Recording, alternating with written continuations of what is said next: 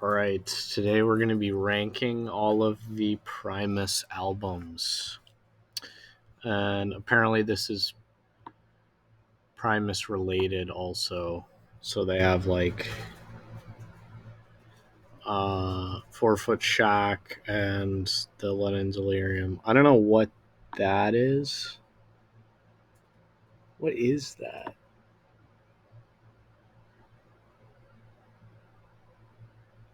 I don't know what that picture is. Anyway, let me just open my Pop Tart here.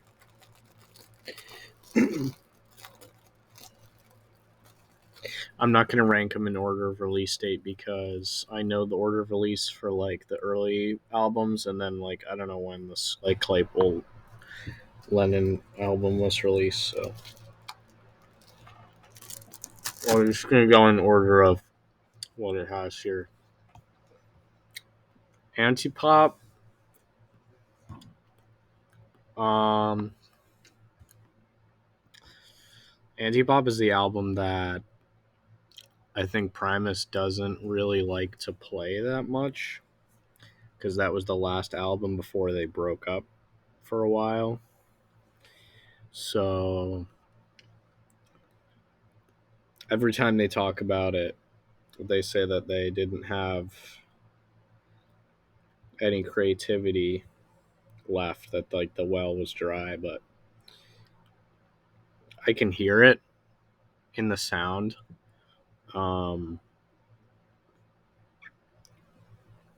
he kind of like shifts in the sound, the actual sound of the like the bass tone and the guitar tone is like super metal and hard, like hard rock. It's more just like straight metal, and his vocals are different. um and they have Brian as the drummer on this one, and his drumming style is really way more like metal.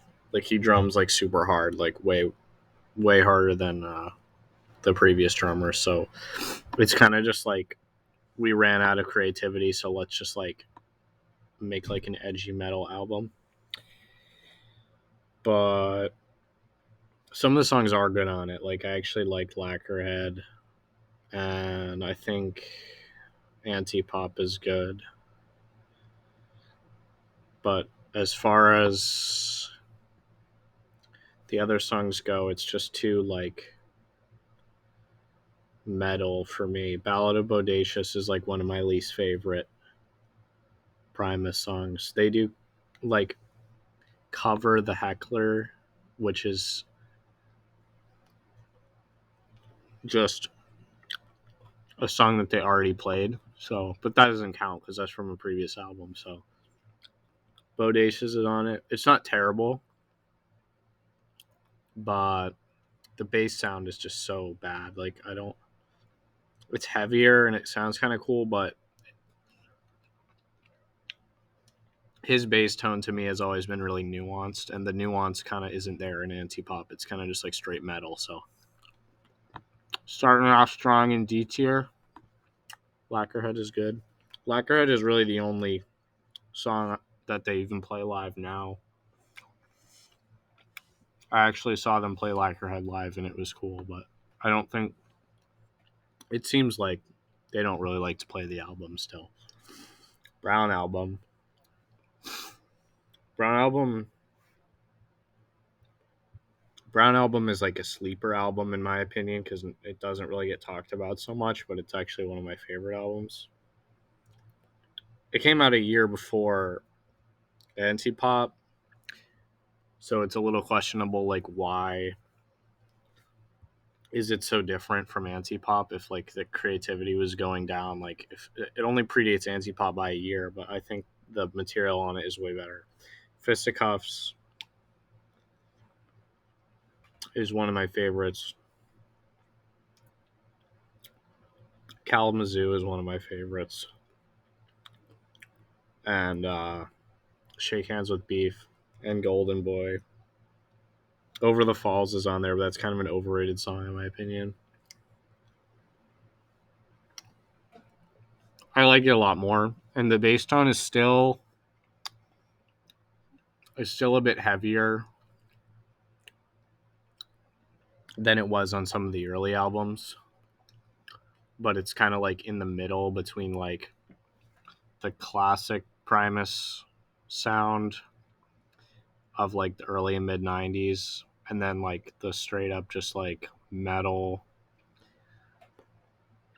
like edgy sound of anti-pop. It's kind of in the middle, so it's a kind of interesting sound, especially you can hear it on like Golden Boy and Shake Hands with Beef. So I'm gonna put it in B because it's kind of sleeper. I might put it in A depending on where other stuff happens.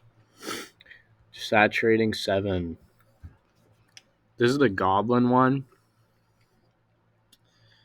and it's like a concept album. Well, not really. It's like a concept album, but it's based on that like Ulderico kids book. And I really liked the idea, and I was like, wow, this is like really innovative. Like, this is genius. But another artist I listen to is a Japanese guitarist, and his name is Takanaka. And I started listening to Takanaka after Primus, and Takanaka did the same exact thing with the same book.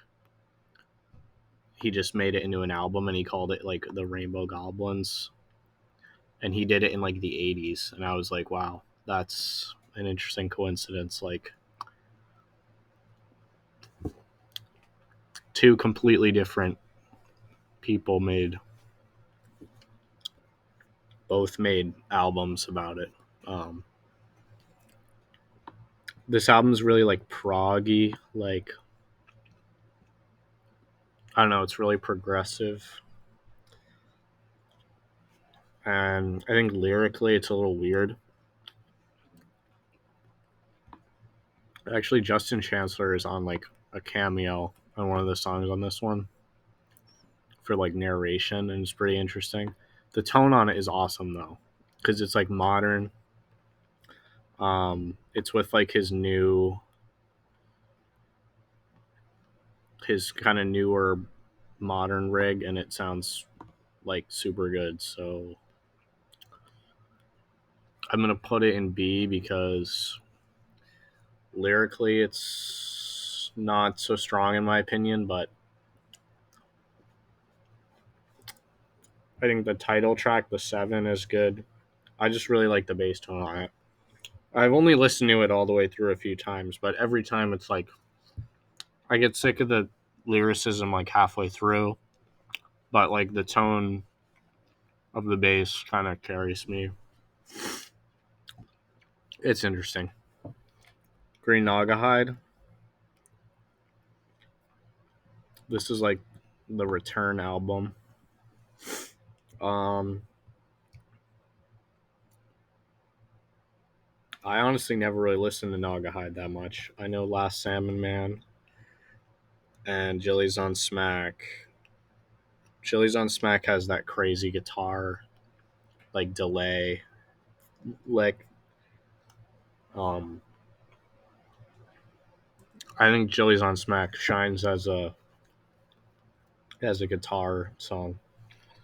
Um he plays the upright on that one. Les plays the upright, and then I think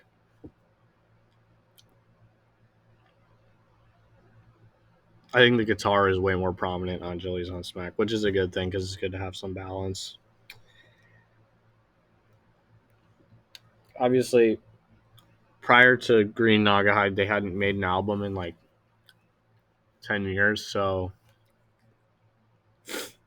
it's kind of like a return to the original sound, and he has like the modern rig on this one, but the tone, in my opinion, isn't as good as the Saturating 7. I don't know why.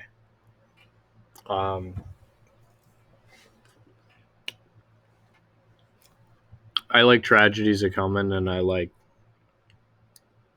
Last Salmon Man. Also, Jay Lane's on this one, so the drums are a little more intricate. Jay Lane's my favorite Primus drummer, so I like it for that, I guess. But I'm gonna put it in C tier because I don't really feel like This is kind of starts like the contemporary age, like the post breakup age, and I think this one doesn't stand like as good as Sad Trading Seven. Pork Soda. This is a classic one. Um, yeah, this one's kind of like a masterpiece. So it's either going to be like A or S, but it's going to be a difficult call because we haven't gotten to some of these ones yet. But this is one of the albums where you can listen to it all the way through, and it's got like enough hits in it that you don't feel like, oh my god, when are we going to get to another hit? So everyone talks about My Name Is Mud, obviously. My favorite song on this is Welcome to This World. I think it's kind of an underrated Primus song. And Bob. And DMV is on here. And Mr. Crinkle. There's many good songs on here. It's really good. It's a classic. I'm going to put it in A right now because I think of the three classic Primus albums, I think this one, in my opinion, gets third place. Um, the sound is just a little. The sound is kind of similar to Seize a Cheese, but it's different. It's not as goofy lyrically. It's more like it's still goofy, but it's got like a weird like dark humor to it. Whereas Seize a Cheese is like cheese humor. It's just like Seize a Cheese and Pork Soda have like a different vibe lyrically. I just think Seize a Cheese is more classic Primus. Anyway, back to the modern stuff with this Wonka album. I never saw the original Willy Wonka and the Chocolate Factory, so I had nothing to like base this album off of. But I listened to it. The reason why I listened to it all the way through is because they released like a limited edition like golden ticket one, and I was like, oh, that's cool, whatever. And then like I went into the record store and it was there, and I was like, well, fuck it, I'll just buy it because like it's here and it's whatever. So I bought it and then I listened to it all the way through. So I think I've listened to it all the way through like maybe twice, but that wasn't the first time I've heard it. I actually heard it before, but not. I heard Candyman and Golden Ticket, and I like Candyman a lot, as that song's pretty cool. It's kind of got the modern sound, but it's a little darker than Desaturating Seven. It came out before Saturating Seven, but it's in the same vein as like the concept. Like this one's based off a book, and this one's based off a movie, and it's kind of like the newer thing that they've been doing. Of the two, I like Saturating Seven more because it's just not as weird. Like this one's so weird. I don't know. I can't. There's only like those two songs, and then the other ones are like interpretations of like the movie. But I'm not really a fan of Charlie and the Chocolate Factory. Or I've seen the new one, and I don't even like the new one, so I just never even watched the old one. But I'm gonna put it. I think it's worse than Antipop.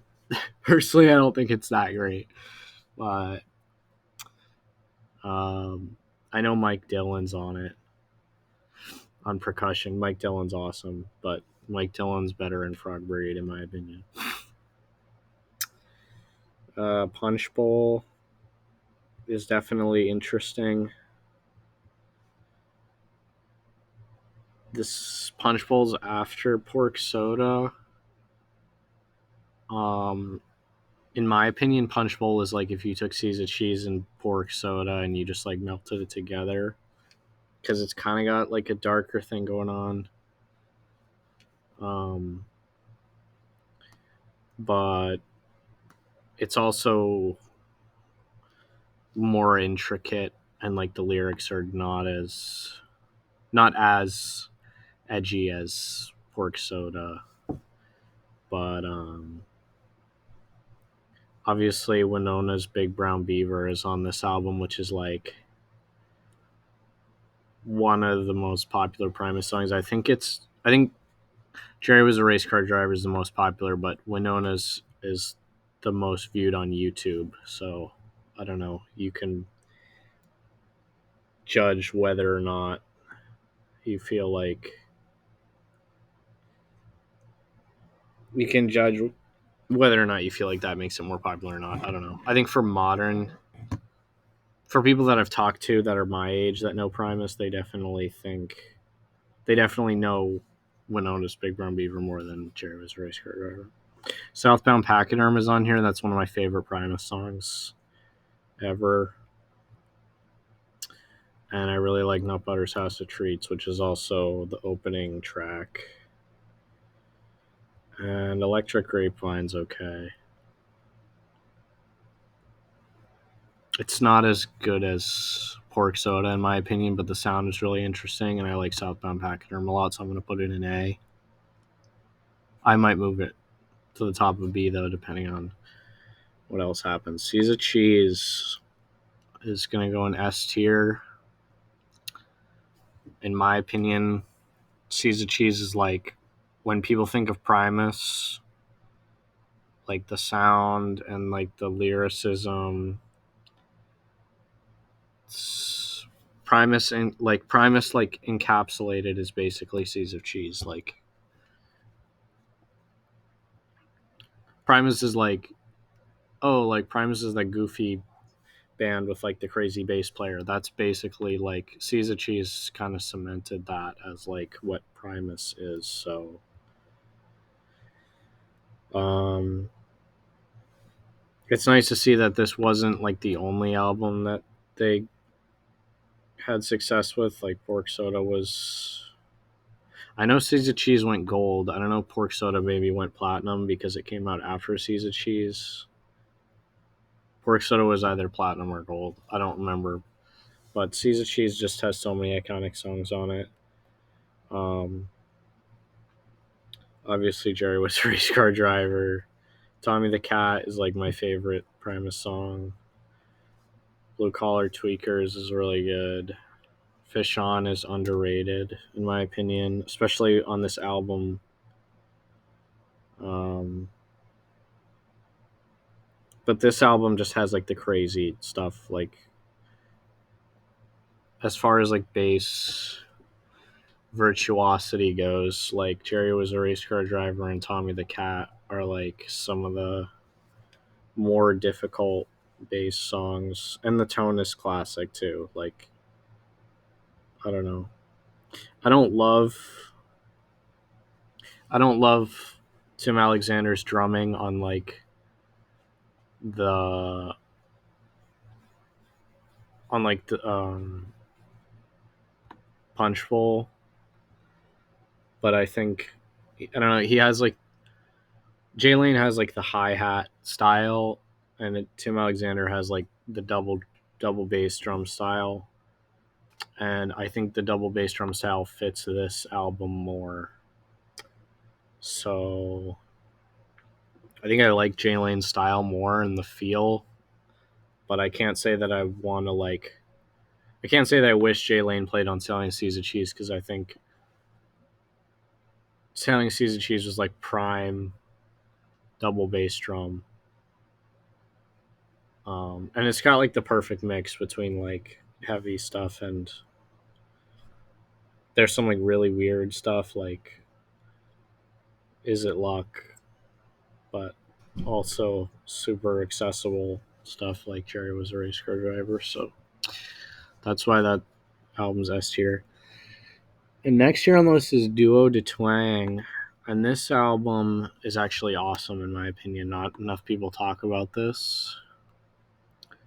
And I'm gonna put it in A tier above Punch Bowl, which might be kind of controversial, but I just feel like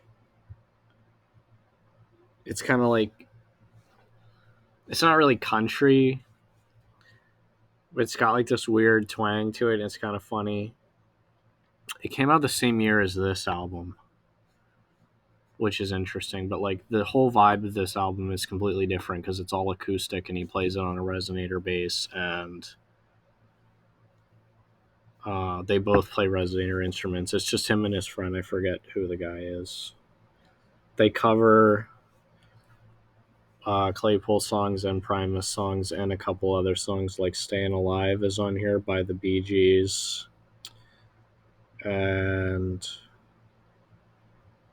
what else is on here? "Man in the Box" by Alice in Chains is on here. I don't really like that cover actually that much. "Man in the Box" is like one of my least favorite songs on this album, but Dee's Diner is great because I love the original Dee's Diner. I actually prefer the twang version of Winona's Big Brown Beaver to the original version. I think the version on Four Foot Shack is just way better, in my opinion. I think it fits.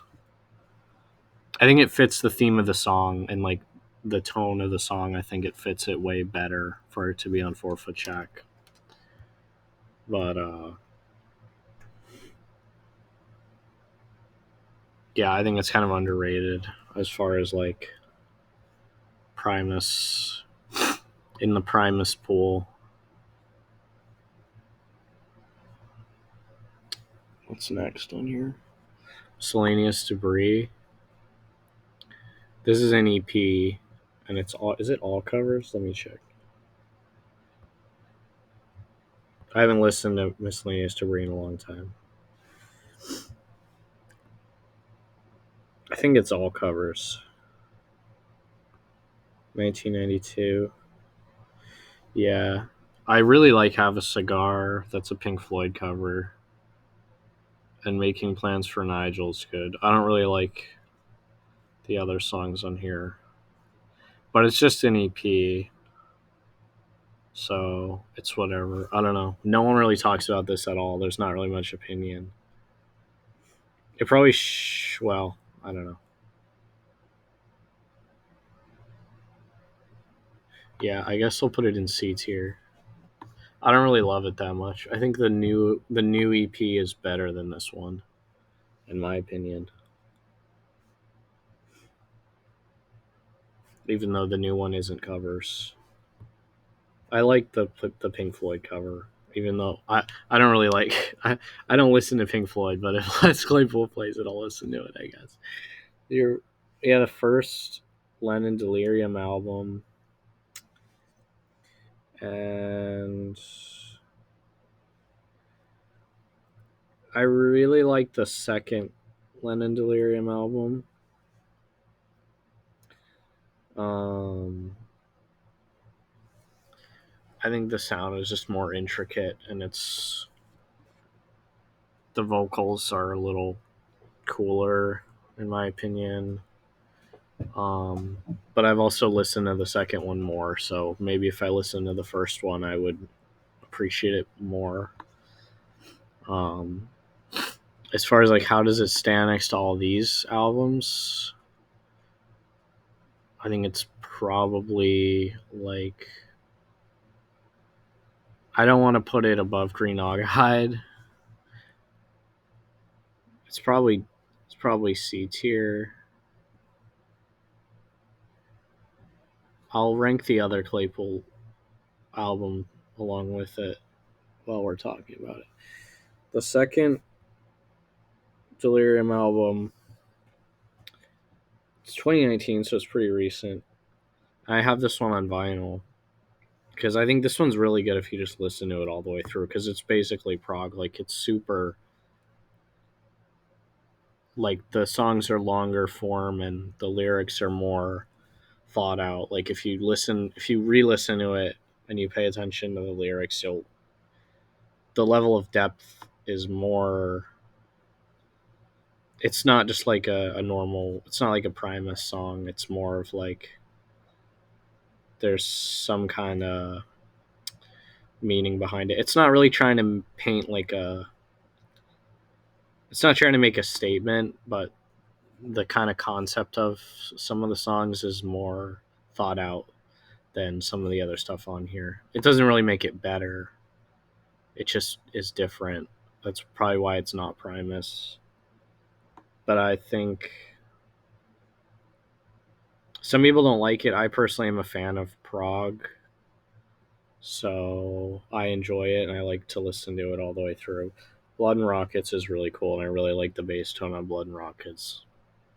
Amethyst Realm is a good song. That's like kind of what I mean is like the theme of that song is really interesting and funny. It doesn't seem funny at first, but if you look into what it's about, it's actually pretty funny. Um, I don't really like Easily Charmed by Fools so much. It's an interesting album. I think I'll put it in B tier. I don't think it's better than. Well, I will put it in front of Desaturating 7.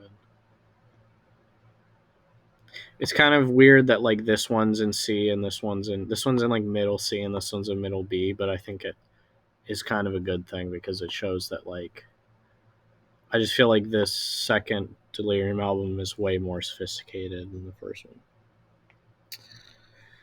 And Rhinoplasty. Rhinoplasty has like a really good version of Tommy the Cat on it. And Bob's Party Time Lounge, right? Yeah, also. I basically only like Tommy the Cat on it and Bob's Party Time. Is this even an album? I guess. Yeah, it is.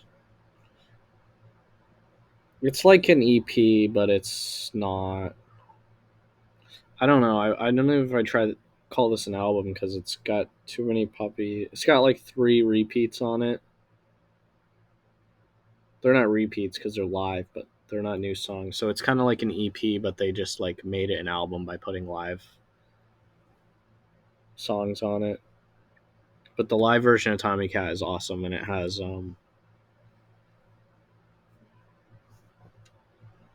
like a massive drum solo in the middle of it, so that's pretty cool. I'll put it in C tier.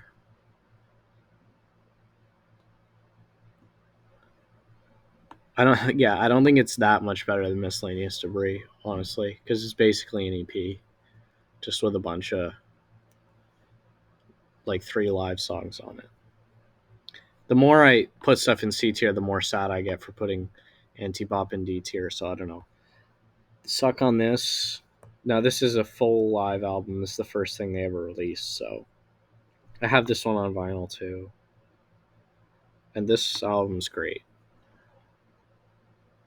And I'd put it ahead of Fork Soda. That's kind of controversial, but I just like it better. I think this version also has Tommy the Cat on it. This live album does, and I don't like this live Tommy the Cat as much as Rhinoplasty, but this is like the it's got like all the classic songs on it. And John the Fisherman is super good and Groundhog's Day. The only song I don't really like on this album is Jellikit. That's about it. I'm not saying I don't like the Tommy the Cat version on here. It's just a little different. I also like to play along to tracks when I listen sometimes, and the lower tempo of this version of Tommy the Cat kind of like I'm used to playing it at like the Caesar cheese tempo, and then I put on Suck on this, and then I just like I try and play along, and I'm just like, what is happening? Because the tempo is like almost in half. It's like really weird, but it's got a unique sound to it. This is like 89 or something. I think it was 89 or 90 that they released this, and like it's like a super raw, like early sound.